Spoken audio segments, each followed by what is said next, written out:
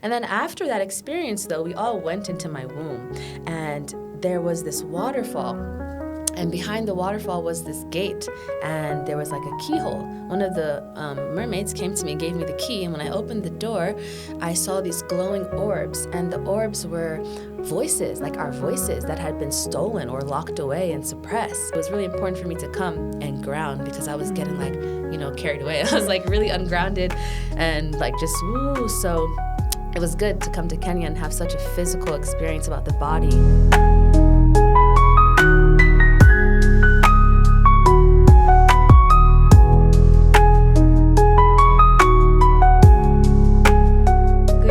Good afternoon, good evening, dear viewers and listeners. Welcome back to yet another episode of Beauty Lies Beyond podcast with me, Miriam Rose. I'm joined today in studio by yet another amazing lady from New Jersey, all the way from New Jersey. I'm so excited. So welcome, Asha. Please introduce yourself. Thank you. So my name is Asha. I'm from Jersey. I'm 26. Jersey, not New Jersey. New Jersey. Okay.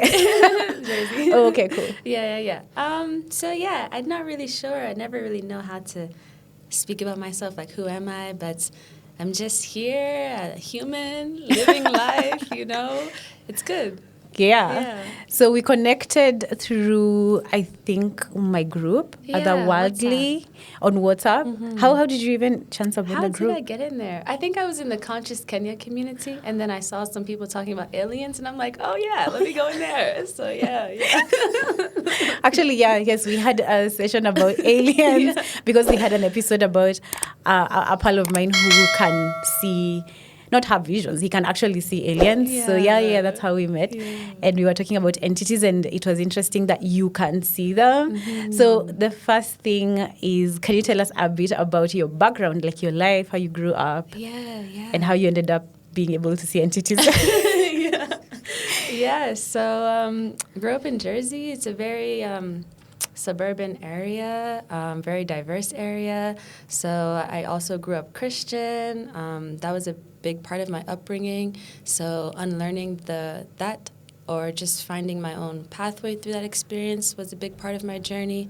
I always did sports, gymnastics, track, basketball, all these things. And it was around my senior year in high school when I was applying for college applications that I started to have an existential crisis. And it was because the interview application always says, like, who am I? Who is Asha Dwyer? And I just remember filling out the form like, Asha Dwyer, student athlete, Christian, Black. Like, it just was like, is this it? Like, I don't know. Something about it just wasn't feeling whole or encompassing of who I was. And so then I just got really deep into, like, who am I? Who am I? And it plagued me for a very long time. Mm-hmm. So then I went to Rutgers, and I was figuring out what I wanted to do, social work. I ended up doing a BA in social work, a minor in criminology. I was very passionate at one point about politics and race relations, social justice, which I still am, but the expression of it has just transformed into a more spiritual approach versus a systemic and material approach. In my third year of college or something, I took a little semester off to really take care of my mental health because I realized, wow, I'm not okay. I don't recognize myself, and I need to, sit with myself and take care of myself. So I started going to therapy. Before that, I had met a friend in college. He always talked about the universe, the soul. That was my first time, hearing these more abstract concepts outside of religion. So, I wasn't able to fully conceptualize what he was saying at the time, but I just thought it was interesting. So I'd always listen, and then there were little seeds being planted in my mind. And then when I took that time off, when COVID hit, actually in 2020, that's when the seeds finally started sprouting, and I was having the realizations in my heart. I could feel, I'm a soul. I feel what that means. I can feel the connection between me and like the nature and the universe and things like that. So then I started practicing yoga, getting into chakras, and that was when I started venturing away from my Christian upbringing, or just not venturing away from it because it was still very much a part of my practice, but just exploring other things as well. So yeah, yoga took a big place in my heart, and I was like, wow, this is amazing. I have to share this, Why don't more people know about this? I didn't really know about it. Not for everything it can do, As a kid, I did yoga at, the YMCA or something, but I never really knew the spiritual benefits of the practice. So around that time, I decided I wanted to get my teacher certification, and that was in Bhakti Yoga. So that was a very beautiful experience for me as well.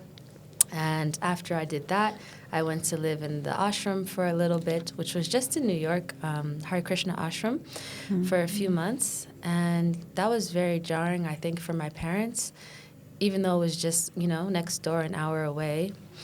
Just because of our religious upbringing, my mom more so. So she just, it's very foreign. They just think of it as you're just worshiping these statues and doing these rituals. What's going on? It's not right, whatever. But I just was like, yeah, well, I'm just going to go do it anyways and, see how it goes. I really wanted to learn more about the philosophy of yoga. So that's why I went there. And, yeah, the journey just kept going on from there. I kept developing from there, so... That's a little bit about me, yeah. That's beautiful. I have so many questions. You mentioned off camera that your mom is a reverend. Yes. So I was going to actually ask you how your parents took it, so maybe you can show us that dimension. Why it's important is because even for me, and I know a few other people that I've met, that the family background is a sort of an obstacle to their spiritual life. So how did your parents handle it? Yeah, well, I think in my case, it wasn't too difficult because my dad is not super religious or anything. He's more so like, you just kind of do what you want to do. Oh, okay. But, And then my mom, she's more like, yeah, we were in church every Sunday, but every vacation Bible school, Bible study. I was in dance ministry. I was in the choir. So it's very heavily into the Christian scene. But I actually liked church. I liked growing up in church and going to church because it really gave me a strong connection with God. And I'm really grateful for that. It was just certain things when I started to open my mind more that didn't resonate with me anymore about the way that I felt they taught me about who God was, what God is. God is a jealous God, a very masculine, patriarchal figure and then the whole hell and thing and burning forever. It was just like, would God want me to burn forever? I don't know. Just certain things weren't resonating with me. So when I decided I was going to go to the ashram, yeah, they didn't really believe me at first, actually. They kind of just thought I was like, oh, just chatting. I'm not really going to do it. It's like, yeah, I'm moving out today. My bag is packed. And they're like, you're doing it? Like, what do you mean you're going? Like, yeah, I said I was going, so here I go. So they kind of just accepted it, They maybe weren't so happy about it. They were concerned about, where are you going? Who are these people? But in the end, very supportive. And then my time being at the ashram actually really healed my relationship with Christianity. And I felt like I understood Jesus more deeply and, the mission and what Christianity even is all about. So it was really beautiful, really wonderful. And then after I came home, I would say there was maybe a little friction with wanting to maintain my practices while being in my home. So my mother, I had my little altar and my pictures of Krishna. It was so nice, such a sweet time. And it lasted for a while. My mom, she allowed me to kind of do my own thing for a while. But it got to a point where she was like, I don't want you chanting around the house. I don't want you having an altar in your room. None of that stuff is allowed in my house. So during that time, it was a little bit of friction and frustration of oh, you're suppressing me. Why can't I just be myself? You have your rituals in Christianity. Every Sunday you do the same thing, same service. That's a ritual. So, yeah, I mean, it was a bit rough there for a little bit, but I just moved out. Then I went to Bali, so I was more liberated to do my own things there as well. And that's when I started getting into shamanism, which was also very jarring for her, even more jarring than the Hare Krishna path. So again, she kind of just had accepted it though, because at that point I already moved to the ashram. Okay, I've already left the country. I'm doing my own thing. So she kind of just maintains her beliefs of like, remember Jesus every now and then, which is cool. I don't mind it. It doesn't bother me. I still love Jesus. I love Jesus. I love Krishna, Buddha. It's cool. I appreciate all of it. So, yeah. Yeah. It's so crazy how your story is almost copy paste of mine. It's so crazy, Asha, because exactly the same thing happened. When I got into Hinduism, I understood Christ better. I understood the Bible better. Everything makes more sense. So every time, my God, I meet people and they're like, oh, so you left Jesus? I'm like, no. Why are you calling Jesus? Because he's Jesus. Like, what do you mean? And my mom at some point was like, you can't chant anymore. We had really big fights about it. My deities and everything. So it was, I literally, as you're speaking, I'm just going back to how the fights used to be. They were crazy, but eventually she came around, and I'm actually grateful for that. I think if yours hasn't come around, she'll come around eventually. Because at some point I was like, Mom, what do you prefer? If I have mental health issues, if I'm unhappy or angry, or do you prefer me happy? And don't you prefer this version of me? I don't know whether that changed her mind, but yeah. So I want you to say, before I go to shamanism, when you learn the philosophy from the ashram, can you see a convergence between now Christianity, which I also respect and I loved, and the teachings of Christ, to be clear, teachings of Christ. Can you see a convergence to maybe help someone who's like in between, like not sure whether it's one or the other? Because most people think it's one or the other.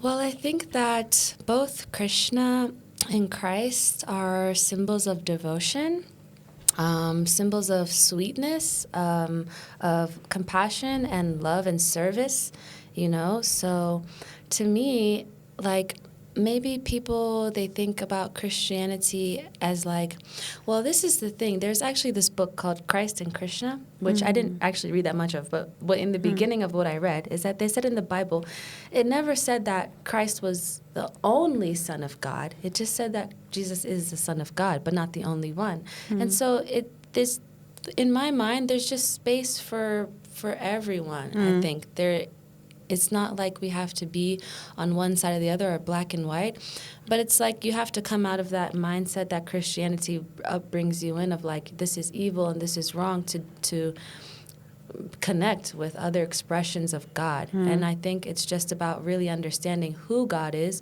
what God is, because when you understand that, then you can easily feel that it's okay to understand all these different expressions, whether that's in Buddhism, Christianity, or Hinduism. So, yeah. Who is God to you? Or what is God to you? Who is God and what is God? Oh, God, I don't know. That's like such a loaded question, Yeah, it is loaded. just what comes off the top of your mind. I think God is the foundation of existence. God is what allows everything to exist. God is source. Without God, nothing would exist. So when I think about it as, God is the foundation of existence, there's a nice story. They say, like, God is like the rain. So, if you want to grow mangoes and you plant oranges, God will rain and help you in whatever your pursuit is and trying to do. But if you grow oranges because you planted orange seeds, you cannot be mad that you didn't get mangoes. So it's like God is just here to assist us. The energy is here to assist us in whatever our pursuits are, whether your pursuits are of good intentions or your pursuits are of bad intentions. God is not good or bad. God is just God. I feel like a neutral energy. So kind of, that makes sense. Yeah. So let's delve into shamanism. So you leave home and you go to Bali, or you become a shaman first and then you go to Bali. What does shamanism entail? Yeah, so I wouldn't call myself a shaman, but I'm just interested in the shamanic path and what it's about. So for me, my introduction into it was through like a lot of shamanic journeying. So that's basically, they take you into the spirit realm with some drumming, and you go into yourself, really. You go into your heart space, and then from there you can go below, under, which is usually to connect with like animal spirits and things like this, or you can go up to connect with like angels and things. And stuff like that. So I remember I was doing this one particular meditation, actually, and I was focusing on my womb space. And as I was entering my womb, I started to see these blue hands, and they were sending this blue and white energy swirling, kind of like a hurricane, it looked like. And then I started to see these faces of women and children screaming and crying and agony and pain. And I just knew that these were like ancestral spirits and things that were stored in my womb, like the energy of all the trauma from lineage. And I just remember crying so much. And after I cried and cried and cried, I came to this space of gratitude for like, wow, the life I'm able to have now, who I am, the opportunities, and you know what I'm supposed to do with it. And so after I had that experience, I was just like, wow, that was so profound. Like that was so crazy and surreal. And I just wanted to learn more. And so I'm like, there's many paths of shamanism and all across different countries and cultures. So I really didn't know where to begin. You know, how can I get more into this? Because I just resonated with everything has a spirit, everything is an energy, and how deeply connected we are to nature. And that is, nature is a spirituality within itself. So I feel that's kind of what shamanism is about. So yeah, I just wanted to learn more about it. And I was like, what path would I even begin to look into? And that's actually when ayahuasca started coming to me in like visions. And I didn't know it was her until many months later, like maybe 3 or 4 months later, after we had many journeys together in the spirit realm. But yeah, I was actually looking for any other path besides plant medicine because I had these reservations. I was always a little bit afraid of anything I perceived as an intense psychedelic kind of experience. I wasn't really into that kind of thing. So actually the first time when I started doing more like shamanic journeying things, she had come to me as a gray snake. She first showed up. And I remember I was journeying through this flower, peeling back the petals, and there was this kind of smoke emanating. So when I peeled the petal back, it was like the snake. So I was like, a snake? I grabbed the snake, and I'm like taking it to the center of the flower. I think I have to like slay it because I'm like, what is this doing here? But then I remember I like let the snake go, and then it started to dance, and then I was mimicking her movements, and we started dancing together. And then at the end of it, she came on to me and like slithered around my neck and came up like this over my head as like an ally. And so that was the first time I connected with her. I didn't know it was her at the time. I just knew, okay, like I have a snake ally now. We went on many more journeys together through the water, a lot of different things. And then there was this one time she appeared as a grandma, and she gave me this cup. It had this black liquid in it. I drank it, and I started throwing up, and I threw up like 2 worms in the vision, and I just took that as, okay, purging, like I need to do some purging. This is an elder spirit. And then about a month later, I connected with her again. Another plant medicine spirit actually came to me and was like telling me, basically summoning me to like the medicine path, saying that I'm ready. I need to, you know, go to Peru or like connect with this medicine. And I'm like, who are you though? And she was like, I had a flashback of all the visions that I had, and I'm like, that was you? Oh my gosh, like I can't believe it. And then everything made sense, you know. The black cup, that's ayahuasca, but at the time I didn't, you know, make those connections because I wasn't trying to do ayahuasca. But then, yeah, that was in January of 2025. Oh, yeah, that was just last year. Wow. Oh, my gosh. Yeah. January 2025. So I went to Costa Rica, actually, and I did ayahuasca. I sat in ceremony with her, and that was a very sweet experience. So from that experience, many things came, many downloads and information, realizations, and healing. But yeah, basically, if I wanted to pursue like the plant medicine path more deeply, I would be served greatly and also be of good service in that area. So yeah, I'm still interested, I think. And then it was crazy because I was so set on going to Peru after I came from Bali because I'm like, I need to go on this plant medicine journey. I want to do an apprenticeship, do. And then, you know, it never happens how you think it's going to happen. I ended up in Kenya, and then my 3rd week in Kenya, I have the opportunity to co-facilitate ayahuasca retreats. I'm like, oh, like, wow, hello. You know, she's like, don't forget about me. Remember, you know, I'm still here. So that was also a nice experience. And I think, yeah, we'll still get around to doing that more deeply. So, yeah. So you're now more open to plant medicine? Yeah, absolutely. Than you were. I think if I were to choose a shamanic path, it would be like something like that in plant medicine. Maybe, I don't know if it's going to be working with ayahuasca. Iboga is something that has come up recently for me as well, working with potentially. So, yeah, there's so much to still explore, you know. I had so many goosebumps as you were giving that story. I'm like, wow, okay, that is so cool. But I feel when that happens is a presence around. I don't know if you can't feel it, but I can. And I'm like, okay, you need to direct me. What do you want me to ask? Oh my God, that's beautiful. Thank you for sharing that. And what is the question you want me to ask? Another question. The travels. Gosh. When you say she, is it because you had seen her as the grandma? How do you identify to say she? Like a plant is a she. Yeah, I think it was because I saw her as a grandma. Like, and even when I felt the snake energy constantly, because we had many journeys together, it was always just a feminine feeling. But even then, when I was speaking with the shaman about, more about the spirit of ayahuasca, they refer to her as a she, like Mama Aya, they say. So, yeah, she's very much like a motherly, a grandmotherly spirit.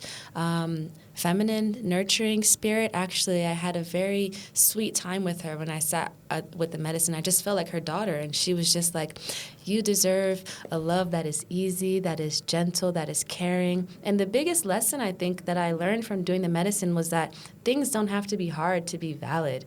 Things don't have to be such a struggle for you to deserve them or for you to be worthy of them. You're allowed to receive with ease and softness. And it was very healing for me, because at the beginning of my trip, I guess I can call it that, but experience, I drank the medicine. I wasn't feeling anything so intense, how you hear about certain people's experiences. So I kind of went into this spiral of like, oh my gosh, did I do something wrong? Like, what's going on? And I remember before I took the medicine, I was telling the apprentice, I'm ready to be ripped apart. If I have to be ripped apart to be transformed, bring it on. And he was like, well, be careful what you wish for. Maybe you don't have to be ripped apart. Maybe you just be made whole. And I was like, oh, that's so much nicer. I really like that.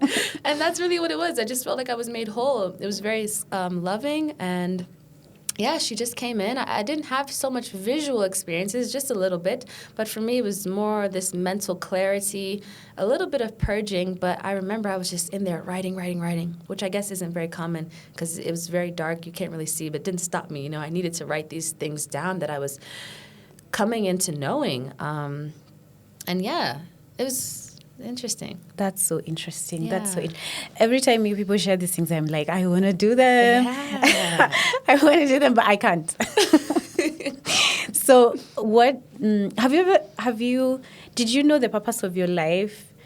Maybe did you get like a download about it? And have you seen your past lives? And then tell me how you started seeing entities. Okay.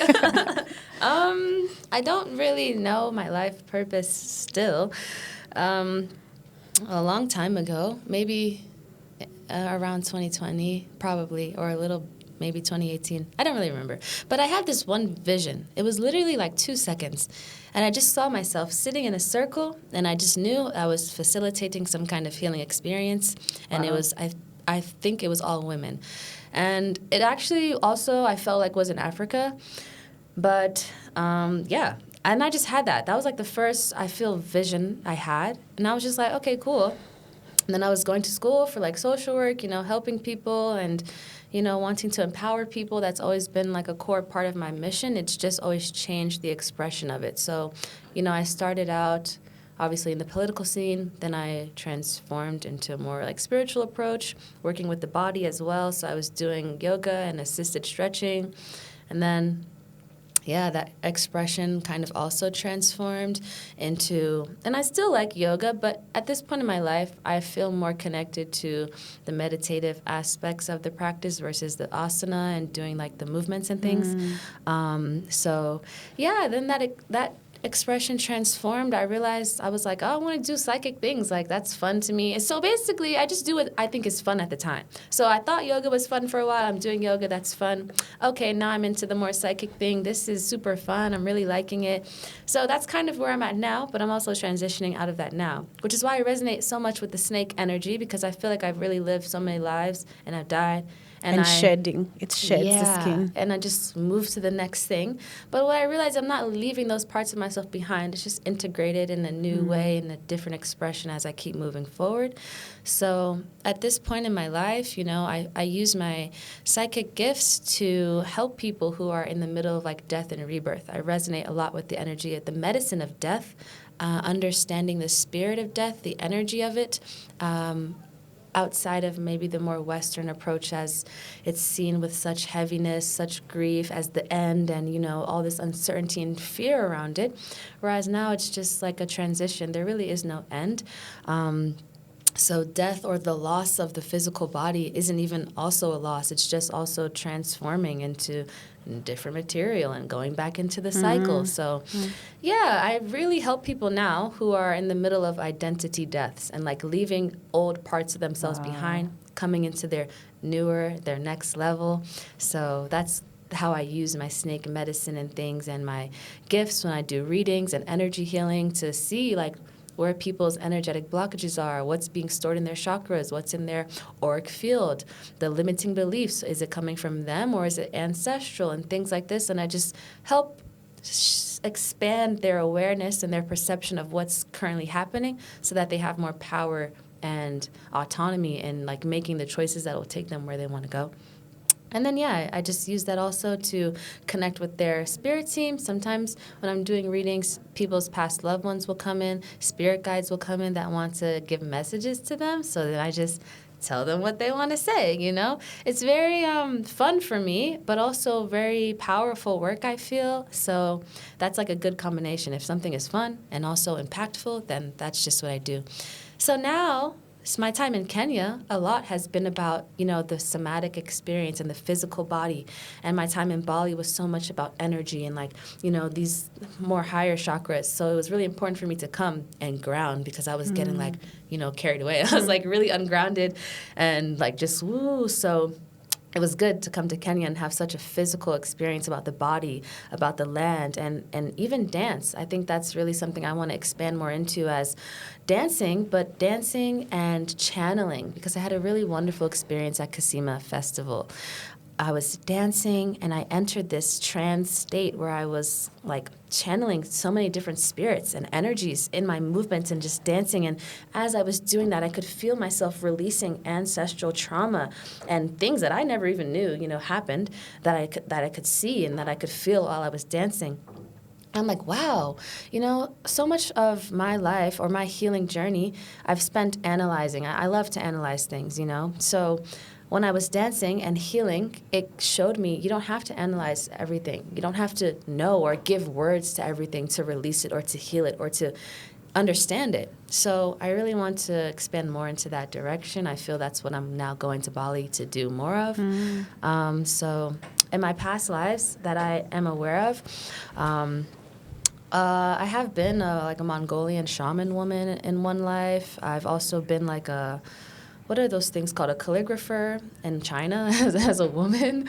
I've been a dragon, mermaid. Those are ones that I've seen personally. So yeah, all those things influence my path now. It's why I'm drawn to shamanism now. It's why I'm drawn to medicine and holistic healing and that path. So yeah, those things definitely play a part. And it was really just through when you were doing a certain amount of healing work that my channels opened up. Because, you know, when we're so clogged with our dense experiences, it's really hard to then perceive the subtle information that's always coming in.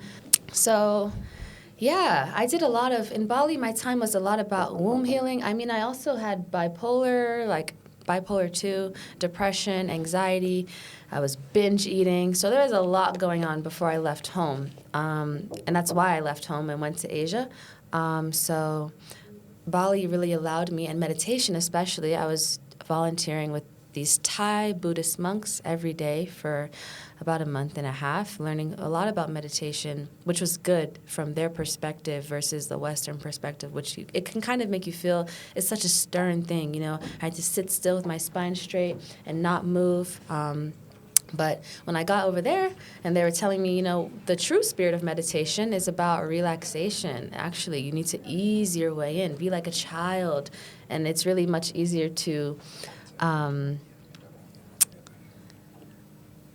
get into that meditative state when you just relax. Yeah, when you relax. So their main thing is like relaxation is the key. So yeah, at that point I was meditating for 4 hours a day, like 2 hours, then I would take a break, then go back for another 2 hours. And I feel that was such a potent turning point in like my mental health, because for me in my journey, when I first was like, you know, going to all these therapists and, you know, they were giving me different diagnoses and whatnot, telling me to take pills. I just was like, I'm not doing that. You know, I don't feel like I need to do that. But the only reason I was able to feel like that was because I had yoga. And I realized, oh, well, I can feel like this. It's possible because I feel it right now. So I just need to understand how I can feel like that all the time, or like more, you know? If I hadn't had that, then maybe I would have, you know, felt like I needed to take medicine or things like that. And I'm not, you know, poo-pooing that at all. It's very helpful, you know, if people resonate with that. But I also feel like we have so much power within ourselves to heal ourselves, so naturally. So, yeah, my site came online before I went to Bali. That was probably the first. Well, actually, my gifts have been there, but I didn't know how to use them. And that's also a trap I think people get stuck in when they think they're sick or they think they're unwell. It's actually, most of the time, they just don't know about their psychic abilities and gifts they have. So all the voices and things that I was hearing, energy I was feeling that wasn't mine, that was actually spirits, you know, having these thoughts in my voice that I was perceiving as me, it wasn't me. So I understood those things when I understood my gifts, and that's why I can just feel well and healthy now, because I can discern what is mine and what is not mine.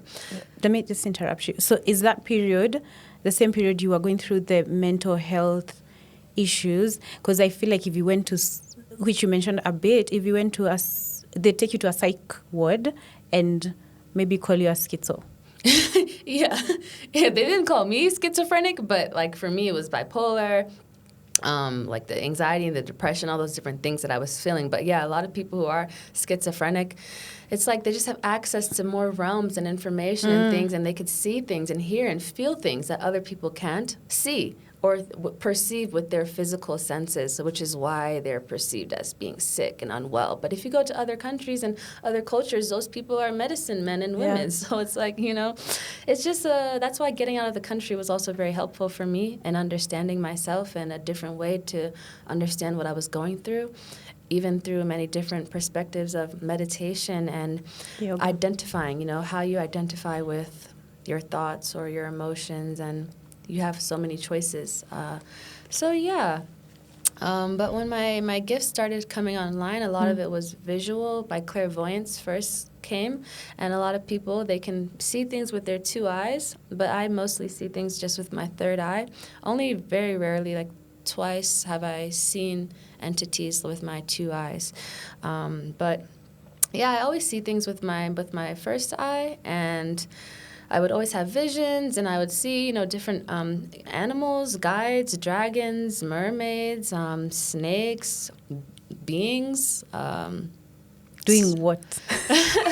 Yeah, I mean, quick story. So the first, like, major journey that I first had was with this blue dragon. His name was Ed, and basically I had started the shamanic journey in a flower in my heart, and then the center of the flower turned into water. I went underneath into the water, swimming, and then this beautiful blue dragon comes next to me, and we're swimming together, and he's like, yeah, I'm taking you to see the master. I'm like, the master? I thought I was going to be doing my training with you. And he's like, no. So then there's this cave that appears underwater, and we swim through the cave, and then the cave opened up. There were like thousands of dragons. It was crazy. Wow. I was like, Ed, what is this place? He's like, this is your home. This is your family. And that's when I started to have remembrances of this life that I was living as this water dragon.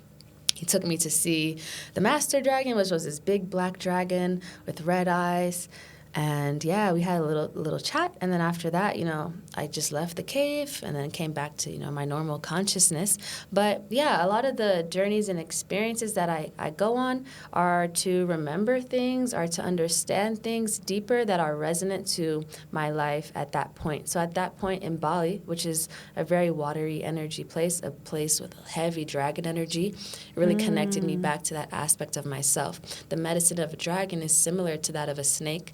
Just like I look at them as cousins, So before I went to Bali, I was very heavily connected with snake energy, dragon energy just a little bit, but going there really strengthened my connection to dragons, and then all that medicine of transformation, of the throat activation as well, because the dragon to me is just like a big channel, like a big throat. So it's like, that fire, and also the communication and the energy of wisdom and what I am being asked to bring forth.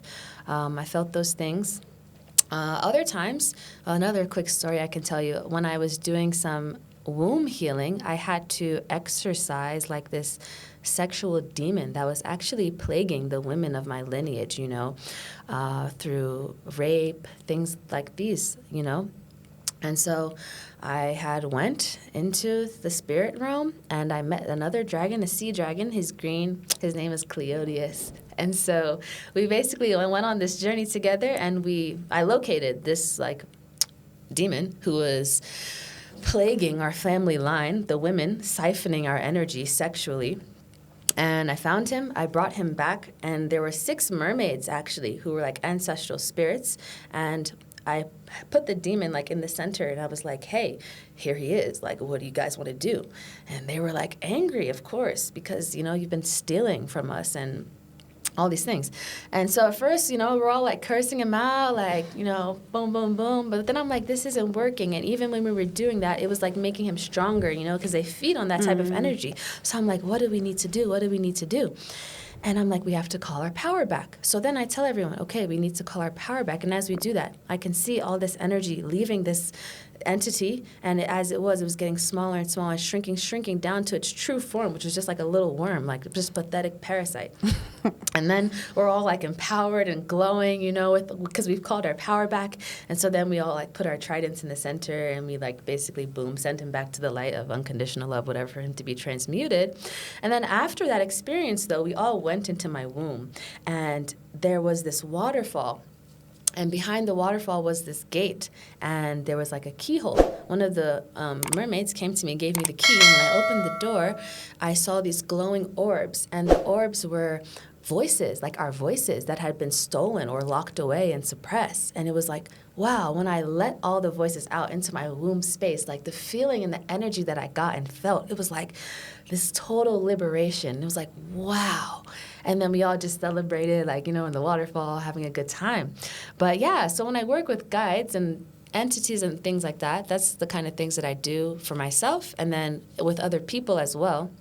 Different dragons can show up, and sometimes they just tell me, like, hey, this person can work with me in this way to help clear, like, this block. So I just tell them, hey, you can work with this dragon by doing this, X, Y, and Z, and that's what you can do. Sometimes when I'm doing energy healing. So besides my clairvoyance, I also use clairaudience, which is hearing. That's my strongest sense. And I have clairsentience, which is feeling. So there's 2. You can feel things like on an emotional level, but also like physically, like how you get the chills and things like that. I'm clairsentient. Yeah. Yeah. And then claircognizance, which is like just knowing. So I just use all of those things. So when I'm working with someone, I'm doing readings, or if I do like an aura reading, I basically go into my mind's eye. I visualize that person. And as I do that, I can start to see the colors that are around their aura. And then I can ask, and I just tune in, because energy is just an access point, So if I see someone and they have yellow, I connect to the yellow, and then I ask questions. Okay, what does this mean? And then the information comes in. I can connect with their spirit team if I want to ask more clarifying questions on, what is this related to, or do you have any guidance or advice for them? And it just comes in very naturally. I hear the information mostly, I see it, and then I just channel it, write it down, share it with them. If I'm doing energy healing, Sometimes, like, if someone has a block in their throat chakra, for example, we can go in, and as I take them through this meditative process, it's kind of like I'm in the realm with them. So maybe they have their own visuals and things going on, and then I am also interpreting the information in my own way and seeing things in my own symbolism. So for one girl, it was like she had this black gooey tar, like, kind of in her throat chakra. And I was sharing that information with her afterwards, and she was like, yeah, thank you for giving me those words, because that's exactly what it felt like. And so in order to, like, remove these things, it sounds like, I don't know if it sounds silly, but it's very much a process of imagination as much as it is real. Imagination is reality. And so when I'm seeing people's energy and things and how it's being shown to me, it can be shown as like rope that you need to just unwrap around someone. It can be shown as like a pot. I've seen one time just like boiling over, and someone just keeps their hand over, and it's like, girl, express yourself. Like, let the lid out. There's so much that wants to come out. So I just take the lid off, and then you just see the steam coming out. But that is how it looks to me, but there's a physical and energetic release that's actually happening in response to taking it out, and they could feel that. And they're like, wow, I feel so much lighter after. Wow, I really feel like something has shifted. So, yeah, it's a very creative, artistic kind of experience in that way. And, yeah, it's still growing. I just really began doing this kind of work last year. The beginning of last year, so I'm still in the beginning of my journey. You sound like a master. And what kinds of people come to you? Because I bet the people who will be watching this will be like, I wonder whether I'm a candidate, the right candidate for her. Yeah. I mean, I feel the most people who resonate with me are people who are in that in-between stage. They are feeling like they're not resonating with who they are anymore, or certain their environments or patterns, but they feel stuck, like they don't really know how to get out of it. They don't really know what to do to move forward. They're not really having clarity or full understanding of why they're even stuck or why they feel the things that they do. So those are the kind of people that come to me, the people who know they're ready to shift, know they're ready to move forward, but they just need help bridging that gap. Yeah. Well, that's beautiful, because I have been stuck. I wish you came earlier, Asha. But I think we're going to look into that. And you mentioned death, which is also a transition. Are you a medium? So tell us a bit about that, because it's frowned upon. Obviously, people just think it's either black and white. Yeah. If you see dead people. So tell us about mediumship. Yeah, I mean, so to me, every human being is a medium, because a medium is about being a bridge, which is between the higher realms and like the earthly realms, the material world, and the spiritual world. So we all have the capabilities to open ourselves up to that way of perceiving information. And so I just look at a medium as a channel. I can channel information from spirits. I can see spirit, hear spirit, feel spirit, but also not just like spirits as entities, but trees, the water, the wind, the sun, everything we can channel information from and be connected to. So that's really, to me, what it is to be a medium. And also, another thing is that a lot of times when people are having these mental illnesses, it's because they're channeling information that's not theirs, or they're feeling things and energies that aren't theirs, but they don't know they're not there, so they just take it all on and think that, oh my gosh, something's wrong with me, I'm sick, I'm this, I'm that. But no, actually, that's just like another spirit that resonates with something you're going through. And as a medium, what we can do is release spirits from like the things that they're bound in, and send them back to the light to be transmuted, for that energy to be transmuted. And that also releases that energy from us. So yeah, I think that's like being a medium is just being able to connect and perceive subtle information and just information from different realms. So that's kind of how it shows up for me.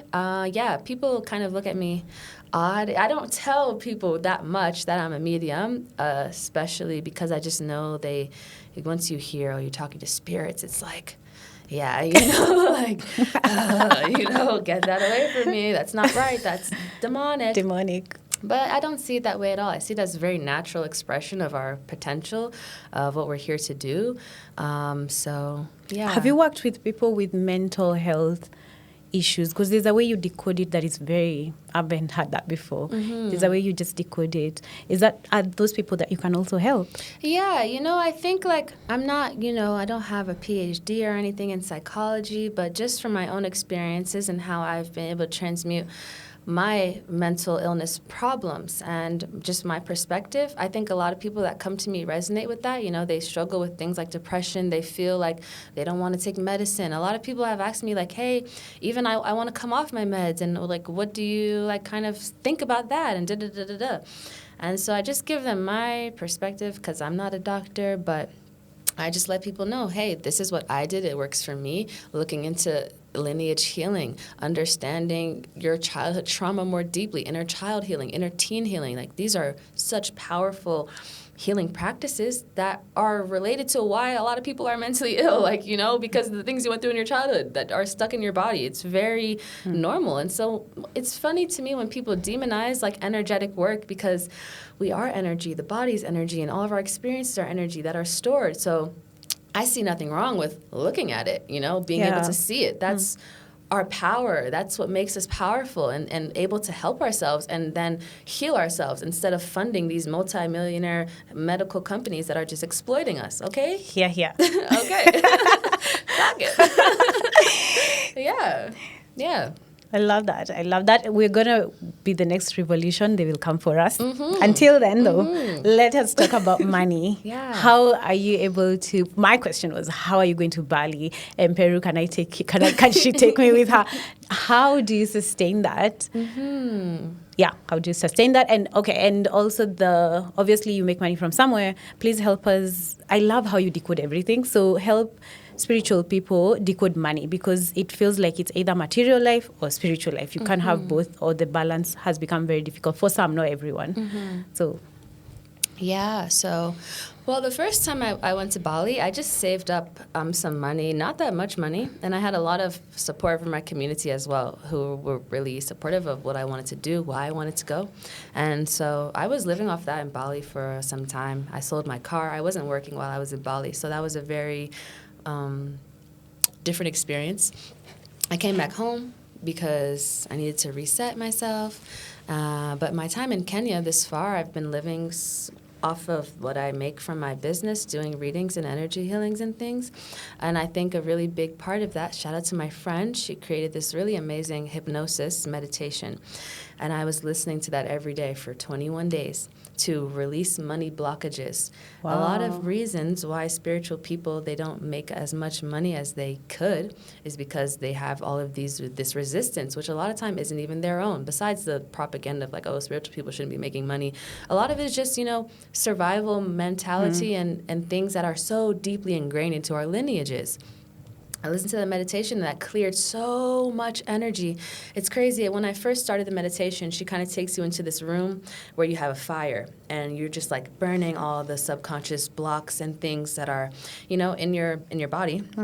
And as I kept doing it throughout the days, the room, it was first completely black. It started getting brighter and brighter and brighter. By the end of it, it was just like completely lit up. I could see everything that was there, all like my guides who were supporting me, riches, like piles of gold, things like this. And it was like, yeah, these things really work. And then after that, I started receiving money with such ease and such consistency. Really? Like it was really just like that. Like it was just a channel that was clogged up that just needed to be open. And once I cleared that channel, I was receiving money, clients, opportunities, just like that. So it's really just about being open. A lot of people aren't open because they reject money. They think it's not spiritual, but everything is spiritual. Everything is energy. So there's really no separation between, this is spiritual, this is material. And when we allow ourselves to know that we are worthy of receiving. We are worthy of receiving and being able to take care of ourselves in a physical sense, because it's information and everything should be in exchange is the way I feel about it. And it was very hard for me, and it's very hard for a lot of spiritual people or healers, whatever you want to call it, to know their worth and to know that it's okay to receive for what you're giving. It doesn't have to be, I need nothing, I don't need anything. Yes, you do, because you're still a human, you're still a part of the society and things that are going on, and it's okay to take care of yourself and to receive and be able to maintain and sustain yourself. So